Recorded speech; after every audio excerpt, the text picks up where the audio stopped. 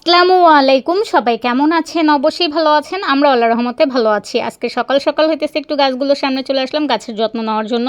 আমি কিন্তু ইদানিং একদমই গাছের কোনো যত্ন নিই না, তার জন্য গাছগুলো বেশিরভাগই মরে গেছে। আর এটার মধ্যে যে গাছ ছিল এটা হইতেছে অরিয়র হাবলু খেয়ে ফেলছে। এটার মধ্যে দুইটা গাছ ছিল, একটা হইতেছে পার্পেল হার্ট আর একটা হইতেছে স্ট্রবেরি গাছ লাগিয়েছিলাম। দুইটার একটাও নাই, স্ট্রবেরি কিন্তু হয়েছিল তারপরও নাই। আর এই তো মান্তি প্লান্ট গাছটা দেখেন একদমই পুরা 12টা বেজে গেছে, গাছ মরে গেছে, পানি দিতে পারি না। আর এই গাছটা আমি একদম উপরে রাখছিলাম বেশি পণ্ডিতি করে, এটার জন্য আরও আগে আগে মরে গেছে, কারণ অত উপরে পানি দেওয়া সম্ভব ছিল না, টুল দিয়ে উঠে দিতে হইতো।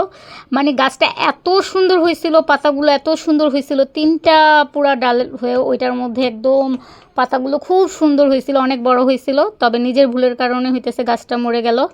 আর এই পেঁয়াজ ফুল গাছটা হইতেছে আমি একটা ভাবি থেকে নিয়ে আসছিলাম, এই গাছটার মধ্যেও ফুল হইতেছে না, জানি না এটা ভালোভাবে বাঁচবে কিনা। আর এই তো এখন হইতেছে আমি মান্তি প্লান্ট গাছটা উপরে থেকে নিচে নামালাম। উপরে যেটা ছিল উপরে একটু আগে দেখাইলাম, তো ওইটা এখন নিচে নামাইছি। নামায় হইতেছে যত ডালপালা আছে সবগুলো কেটে ফেলতেছি। এরপর হইতেছে এটার মধ্যে পানি দিব, পানি দিয়ে দেখবো গাছটা বাঁচে কিনা। যদি বাঁচে তাহলে সেটাও আপনাদের সাথে শেয়ার করবো। এই তো ডালপালাগুলো কিন্তু আমি টেনে টেনে নামাইতেছিলাম। আর আমার কাছে খুব খারাপ লাগতেছিল যে এত শখের একটা গাছ, এত শখ করে লাগাইছিলাম, সেই গাছটা এভাবে মরে গেল। আসলে আমার হাতে না কোনো গাছ হয় না, আমি কি বলবো।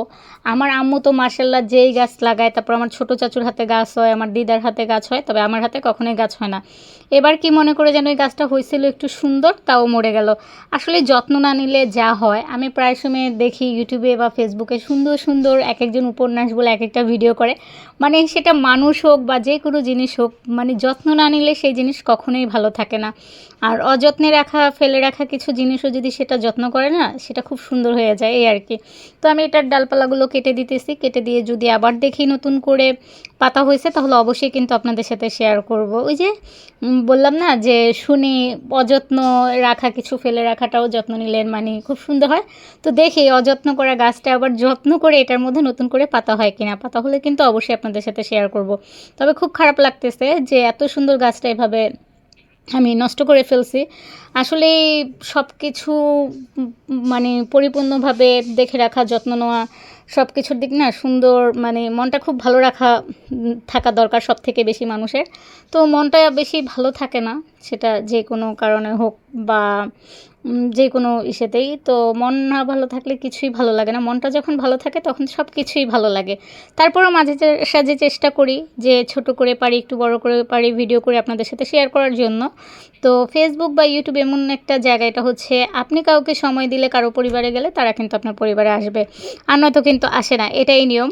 তো আমি আমার ইউটিউবে দিয়ে বেশি এটা বুঝতে পারছি। আমার ইউটিউবের অবস্থা একদমই খারাপ। আমার ইউটিউবে হইতেছে 60,000 সাবস্ক্রাইবার ছিল, 60,000 প্লাস ছিল, আর এখন কিন্তু 50,000 হয়ে গেছে। 50,000-এর নিচে নামতে আর বেশি বাকি নাই।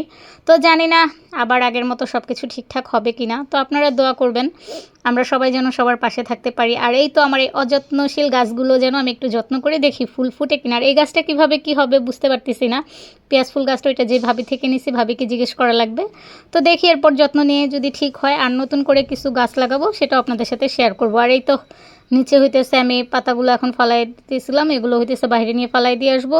তো নতুন গাছ নিয়ে আসে সেটা আপনাদের সাথে শেয়ার করবো। তো আমার আজকের ভিডিওটা এতটুকুই ছিল। সেই পর্যন্ত সবাই ভালো থাকুন, সুস্থ থাকুন, আল্লাহ হাফেজ।